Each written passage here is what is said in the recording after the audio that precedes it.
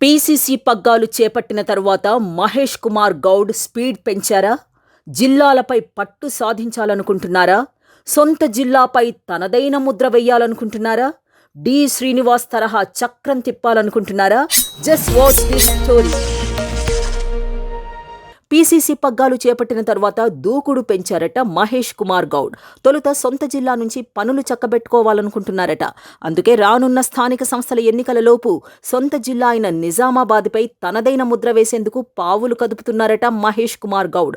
కీలక పదవుల్ని తన అనుచరులకు కట్టబెట్టాలని చూస్తున్నారట. సుమారు 10 ఏళ్ల తర్వాత నిజామాబాద్ జిల్లాకు పీసీసీ పదవి వరించింది. నిజామాబాద్ జిల్లాకు చెందిన డి శ్రీనివాస్ ఉమ్మడి రాష్ట్రానికి 2 పర్యాయాలు అంటే సుమారు 10 ఏళ్ల పాటు పీసీసీ అధ్యక్షుడిగా పనిచేశారు.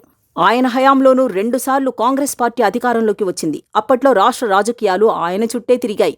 ఉమ్మడి రాష్ట్రంలో కాంగ్రెస్ పార్టీపై తనదైన ముద్ర వేశారు డి శ్రీనివాస్. అదే తరహాలో రాష్ట్ర రాజకీయాల్లో చక్రం తిప్పాలని చూస్తున్నారట మహేష్ కుమార్ గౌడ్. అందుకే జిల్లాల వారీగా కాంగ్రెస్ నేతలతో గాంధీ భవన్లో సమావేశమవుతున్నారట.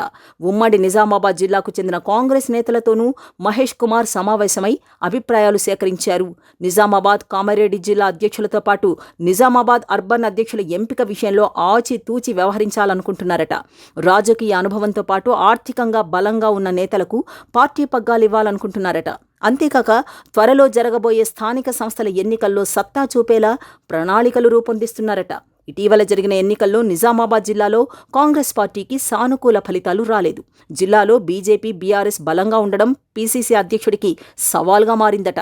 అందుకే రానున్న ఎన్నికల్లో మంచి ఫలితాలు సాధించడంతో పాటు తన అనుచర గణాన్ని బలోపేతం చేసుకునేలా ప్రణాళికలు రూపొందిస్తున్నారట మహేష్ గౌడ్. గత పీసీసీ అధ్యక్షుడు డి శ్రీనివాస్ మాదిరిగా ఇటు జిల్లాలో అటు రాష్ట్రంలో కాంగ్రెస్ పార్టీని బలోపేతం చేస్తారా? పార్టీపై తనదైన ముద్ర వేస్తారా? వేచి చూడాలి.